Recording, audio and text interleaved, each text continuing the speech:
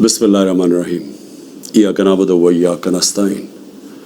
میرے پاکستانیوں، کیونکہ میں سارا وقت تیار ہوتا ہوں کہ کسی وقت بھی یہ مجھے کسی چیز پہ بھی جیل میں ڈال دیں گے، تو میں چاہتا ہوں کہ جیل میں جانے سے پہلے جن چیزوں پہ یہ مجھے جیل میں ڈالنے کی کوشش کر رہے ہیں وہ میں آپ کے سامنے پہلے ہی لے آؤں، کیونکہ میں اگر جیل میں چلا گیا تو انہوں نے میڈیا تو پورا کنٹرول کر لیا۔ جو بڑے بڑے لوگ تھے جو میڈیا کی آزادی کے جہادی بنے ہوئے تھے وہ آج چپ کر کے بیٹھے ہوئے ہیں اور آرام سے ایک سرکاری میڈیا بن چکے ہیں ساری پرائیویٹ چینلز۔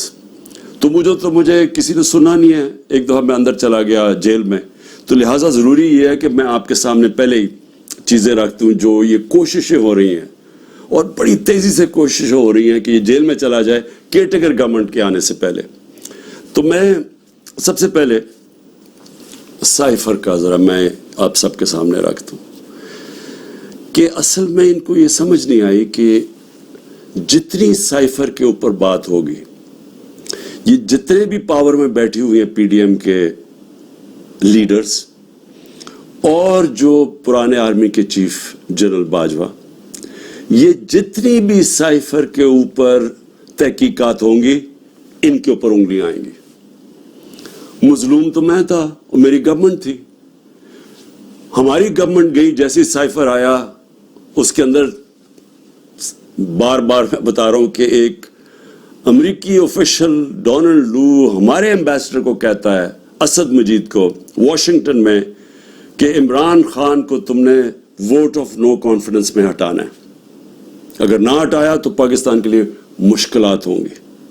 اور ابھی ووٹ آف نو کانفیڈنس نہیں آئی تھی، یہ غالباً 6 مارچ تھا، اگلے دن ووٹ آف نو کانفیڈنس آ جاتی ہے، ٹیبل ہو جاتی ہے اسمبلی میں، اور اس کے بعد پھر جو سارا وہ کہتے ہیں نا ریسٹ از ہسٹری، آہستہ آہستہ کیا بڑی جلدی ہمارے لوگ بھی ناراض ہو جاتے ہیں، بیک بینچرز بھی کہتے ہیں ہم چھوڑ رہے ہیں، ہمارے جو اتحادی ہے وہ بھی چھوڑنا شروع ہو جاتے ہیں۔ تو وہ سائفر کس کے لیے پیغام تھا؟ وہ پیغام اسی کے پاس تھا نا جس کے پاس پاور تھی، جس کے پاس ایجنسیز تھیں، جو ان سب کو بھیڑ بکریوں کی طرح ادھر لے جا سکتا تھا دوسری طرف اور گورنمنٹ کرا سکتا تھا، وہ جنرل باجوہ تھا۔ تو میں نے بڑی کوشش کی تب بھی کہ اس کے اوپر تحقیقات ہو۔ میں نے پہلے ایک کمیٹی بھی بنائی جس پہ جنرل طارق کو ہم نے اس کا ہیڈ بنایا، لیکن یہاں اتنی طاقت ہے ایک آدمی کے پاس کہ وہ جنرل طارق جیسے آدمی نے بھی کہا کہ نہیں جی میں یہ اس کمیٹی کا ہیڈ نہیں بن سکتا۔ پوری کوشش کی گئی سپر کنگ نے کہ کسی نہ کسی طرح دب جائے بس سائفر کی، اس کے اوپر بات ہی نہ ہو۔ میں اس لیے کہہ رہا ہوں کہ یہ بار بار سائفر کو لے کے آتے ہیں تو وہ انگلیاں تو ادھر ہی جانی ہے سپر کنگ کی طرف، اور اس نے ہر بار استعمال کیا۔ ہمارا جب سپریم کورٹ میں کیس چلا ہوا تھا، جب قاسم سوری نے اڈجرن کی اسمبلی اور یہ کہا کہ سائفر میں واضح ہے کہ مداخلت ہوئی ہے پاکستان کے اندر، اور میں اس لیے اڈجرن کر رہا ہوں کہ پہلے اس کے اوپر تحقیقات ہو، انکوائری ہو کہ کیا یہ سائفر اس کے پیچھے کیا تھا۔ انکوائری میں تو پتہ چلنا تھا کہ سازش ہوئی ہے یا نہیں ہوئی۔ تو اس نے جب وہ لہرایا اور اس نے اڈجرن کی تو اس کے بعد سپریم کورٹ میں چلا گیا کیس۔ تو سپریم کورٹ میں جو ہمارا وکیل تھا اٹارنی جنرل، ہم حیران ہو گئے، انہوں نے سائفر پہ بات ہی نہیں کی۔ اصل ایشو تو سائفر تھا، باقی ساری باتیں کر دی، سائفر پہ بات نہیں ہوئی۔ آپ سمجھ جائیں کہ پریشر کدھر سے تھا۔ پریشر تو سپر کنگ کے پاس اتنے زیادہ ہتھیار ہے پریشرز ڈالنے کے لیے، تو وہ جو کیس ہمارا تھا وہ کیس ہی نہیں لڑا گیا۔ نعیم بخاری جو اسد قیصر کے وکیل تھے، انہوں نے کہا کہ اٹارنی جنرل نے تو میرا کیس ہی ختم کر دیا، کیونکہ انہوں نے سائفر کے اوپر بات کی۔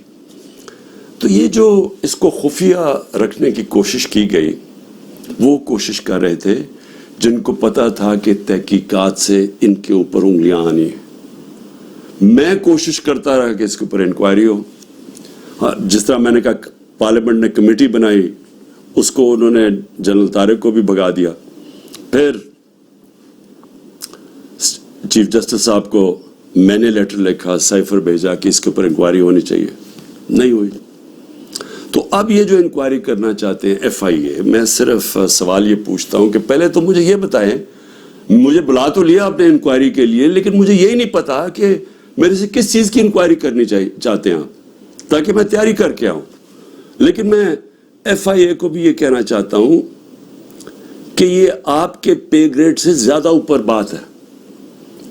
آپ کے رانا ثناء اللہ جو انٹیریئر منسٹر ہے, جو آپ کے اوپر ہے, وہ تو کہہ بیٹھا کہ عمران خان کو جیل میں ڈالنا ہے.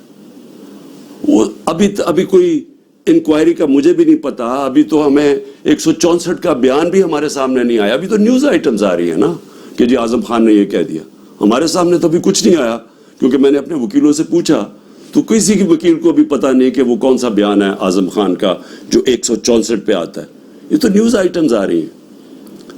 تو ابھی سے ہی وہ کہنا شروع ہو گیا ہے کہ جی اس نے جیل میں جانا ہے جو ایف آئی اے کا ہیڈ ہے. تو ایف آئی اے کی کیا حیثیت رہ گئی؟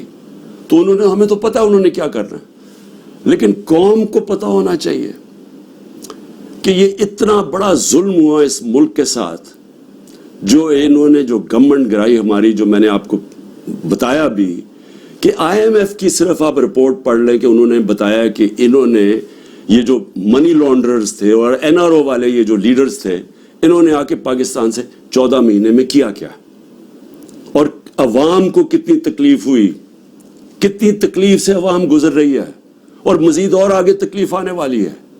ایک وہ گورنمنٹ جس کی بہترین پرفارمنس تھی, اور وہ صرف اور صرف, اب ضرورت نہیں ہے آپ آئی ایم ایف کا ہی پڑھ لیں نا, آئی ایم ایف تو ہمارے نیچے نہیں ہے, اکنامک سروے پڑھ لیں جو کہ انہوں نے شائع کیا, تو وہ تو اب واضح ہے کہ ایک حکومت جو بہترین پرفارمنس دے رہی تھی, جو لوگوں کے حالات بہتر کر رہی تھی, روزگار بڑھتا جا رہا تھا. فیصل آباد کے اندر ٹیکسٹائل کے ورکرز نہیں مل رہے تھے, یعنی دور سے وہ ٹیکسٹائل والے ہمیں کہتے تھے کہ ہم سکول کھولنا چاہتے ہیں, ہمارے پاس ورکرز کم ہو گئے ہیں, جو ہماری سب سے بڑی ایکسپورٹ ہے ٹیکسٹائلز کی. تو ادھر سے وہ گرتے گرتے آج یہاں پہنچ گئے ہیں کہ سکریپ میں بیچی جا رہی ہے مشینری اب, اور یہ جو اب مزید اور مہنگائی آ رہی ہے. سر پوچھیں تو صحیح کہ جو بے روزگاری بڑھتی جا رہی ہے, پوچھیں لوگوں کے ساتھ گزارا ہوتا کیسے ہے, کون ذمہ دار ہے اس کا؟ یہ سائفر کے اوپر جب تحقیقات ہوں گی تو پتہ چلے گا کہ کتنی بڑی سازش ہوئی ہے. تو میں تو چاہتا ہوں کہ ایک صحیح معنی میں اس کے اوپر انکوائری ہو.